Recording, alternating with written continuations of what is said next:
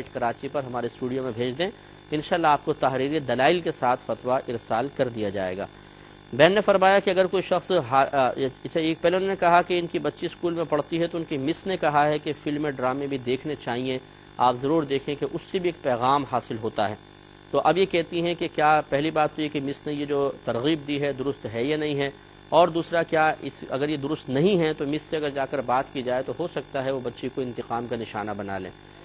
دیکھیں پہلی بات تو یہ کہ مس کی اتنی بات تو بالکل درست ہے کہ یہ جتنے بھی ڈرامے ہیں یا کوئی فلمیں ہیں وہ ہر ایک مطلب ایسا نہیں ہوتا کہ اس سے کوئی پیغام حاصل نہ ہو رہا ہو، پیغام ضرور حاصل ہو سکتا ہے، لیکن مسئلہ یہ ہے کہ کیا صرف ہمیشہ مثبت پیغام ہی حاصل ہوگا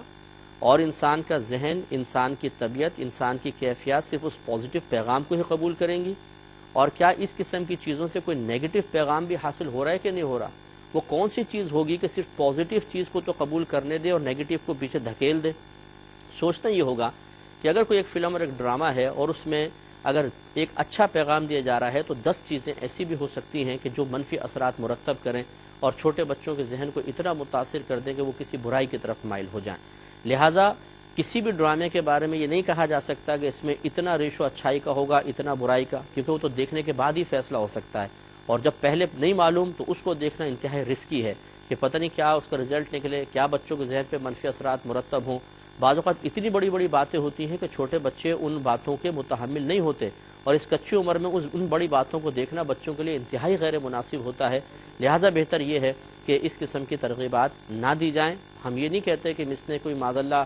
منفی سوچ رکھ کر یہ مشورہ دیا ہوگا، انہوں نے اچھا سوچ کے ہی مشورہ دیا ہوگا، لیکن ہماری گزارش ہے کہ اس قسم کے مشورے دینے سے بعض اوقات بچے اپنی لائف کو اتنا چینج کر لیں گے کہ اور اتنا اس میں بگاڑ بعض اوقات پیدا ہو سکتا ہے کہ دوبارہ پھر اصلاح کی طرف آنا بہت مشکل ہے۔ اس قسم کے مشورے دینے سے بسا اوقات انسان اپنے لیے کچھ گناہ جاریہ کے راستے بھی کھول لیتا ہے، اس لیے تھوڑی سی احتیاط کرنی چاہیے۔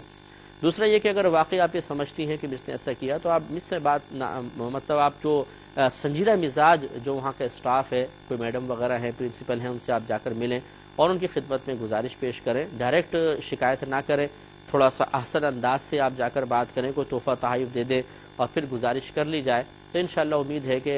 ایسا نہیں ہوگا کہ وہ بچوں کو انتقام کا نشانہ بنائیں۔ ہاں اگر آپ جا کر برا بھلا کہنا شروع کر دیں گے اور ان کی شکایت اوپر بھیج دیں گے اور زیادہ شدت کریں گے تو ہو سکتا ہے اس کا منفی یہ رد عمل ظاہر ہو کہ وہ بچی کو انتقام کا نشانہ بنائیں، لیکن اچھے انداز سے اگر یہ بات ان کی خدمت میں پیش کر دی جائے تو میرے خیال میں ایسا نہیں ہوگا۔ پھر بھی آپ غور کر لیں کہ ان مس کی کیا صورتحال ہے۔ مسیں بھی مختلف کیفیات کی حامل ہوتی ہیں، بعض بڑی بڑی نصیحتوں کو قبول کر لیتی ہیں، بعض چھوٹی سی بات پر ایک دم آپے سے باہر ہو کر اور واقعی منتقم مزاج ہوتی ہیں، وہ بچوں کو نشانہ بنا لیتی ہیں۔ یہ تھوڑا سا غور و تفکر کرنے کے بعد پھر آپ فیصلہ فرما لیجئے۔